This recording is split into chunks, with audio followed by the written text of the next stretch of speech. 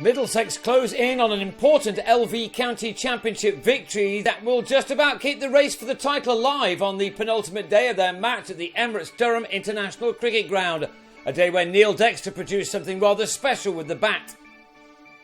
Dexter resumed his innings on the third morning on 46 made out of his team's 118 for 4, which had them 145 runs to the good, and the former club skipper was soon at his 50, one made of 76 balls and completed with an all-run 4.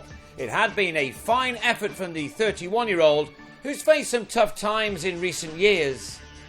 Dexter's partner David Milan dropped first ball on the previous day, was finally out for 63 after he'd added 7 to his overnight score.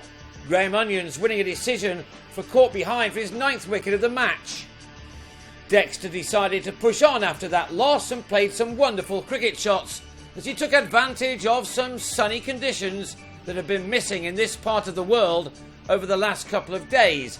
Wickets had fallen under the clouds at regular intervals throughout, with no pair able to establish a partnership of note before Dexter and Milan combined to add 110 runs for the 4th wicket, a stand which had Middlesex in control of this contest and looking good for a 6th win of this championship campaign.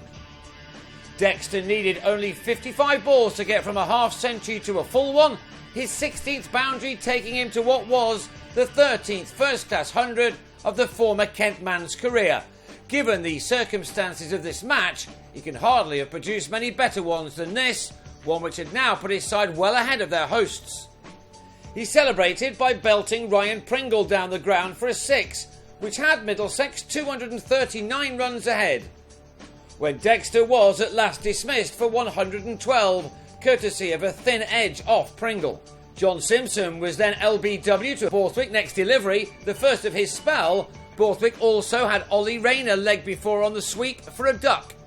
But just when things were going well for the home team, Graham Clark missed a tough chance at short leg to give James Harris a life, while sub-fielder Stuart Pointer missed a much simpler opportunity at mid-off to let Toby Rowland-Jones off the hook.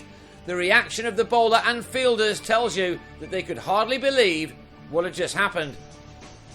It was costly too, as Harris and Rowland-Jones were able to forge a vital partnership for the 9th wicket, which just about put their side out of sight. Both batsmen played well within themselves, waiting for the bad ball to come, and when it did, they more often than not dispatched it to the boundary. What has been a fortress for so long, this ground appeared to have left its gates open to the visiting team. These two added 60 runs in 26 overs against the ageing cricket ball, their careful approach being richly rewarded. They were finally parted by Chris Rushworth with the second new ball. This a record-breaking moment for the bowler, who now had 81 first-class wickets this summer, overtaking the 80 bagged by Otis Gibson in 2007. Rowland-Jones was out for 23 and was followed by Harris for 41, as Rushworth struck again to claim his 7th fifer of the season and his 10th in the last 2. He took 5 for 49 as Middlesex were all out for 280. That left Durham a target of 308, but Clark bagged a pair when he nicked his 3rd ball behind off Rowland-Jones. Tim Murtagh then had his side just where they wanted to be, after trapping Mark Stoneman in front for a dozen at 14 for 2. Batting was not easy against the new ball, as has been the case throughout this match, and Paul Collingwood took a nasty blow on the body from Harris. Bravely, of course, Collingwood soldiered on with Borthwick, who once again showed what a valuable number 3 he is.